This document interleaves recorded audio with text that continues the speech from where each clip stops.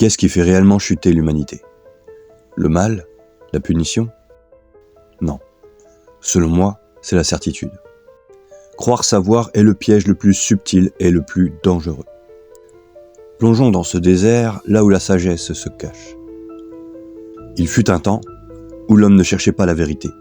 Il la vivait, simplement. Puis un jour, il a cru comprendre.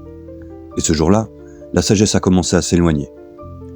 Ce n'est pas le mal qui a fait chuter l'humanité, c'est la certitude.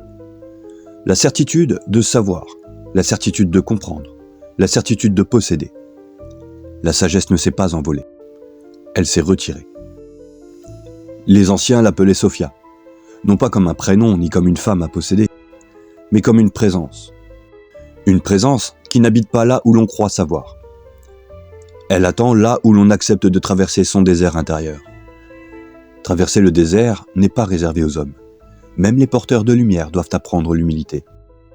Car la sagesse n'est pas un statut, c'est un équilibre à préserver.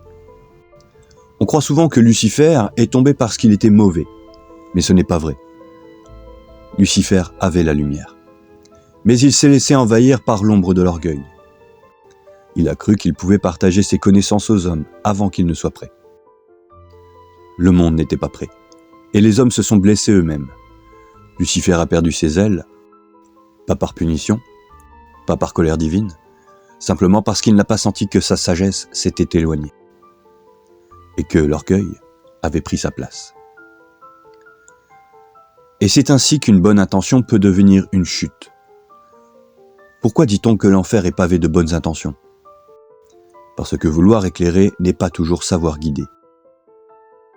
Azazel, maître de savoirs interdits, œuvrant avec Lucifer, vint enseigner aux hommes avec les meilleures intentions.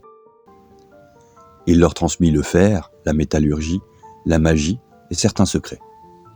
Mais l'humanité n'était pas prête. Encore trop proches de leur animalité, les hommes détournèrent ces dons pour la violence et la domination. Azazel n'était pas malveillant. Il était simplement trop immature pour mesurer l'effet de ses enseignements. Et cette immaturité n'est pas étrangère à l'homme. L'orgueil, c'est croire que l'on est prêt, que le monde est prêt, que l'on sait. C'est oublier que nous sommes toujours des apprentis de la vie. Honorer le rythme, c'est honorer la sagesse. Car il y a un moment où le savoir dépasse le cœur, où l'intelligence devient piège silencieux, où la lumière se fait ombre. L'homme, seul avec sa certitude, commence à s'égarer. Mais ce n'est pas la fin, c'est un appel. Un rappel que le savoir sans réciprocité n'est pas complet. Que l'ombre du savoir peut guider vers la lumière, si l'homme apprend à écouter ce que son cœur murmure.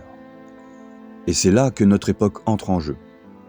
Beaucoup croient qu'éveiller leur esprit suffit, qu'une idée, un concept, une vérité comprise est tout ce dont ils ont besoin. Mais la conscience seule ne porte pas la sagesse. L'homme qui croit tout savoir peut devenir prisonnier de sa propre lumière. Il observe, juge, analyse, mais ne ressent plus. Il voit le chemin, mais oublie de marcher dessus.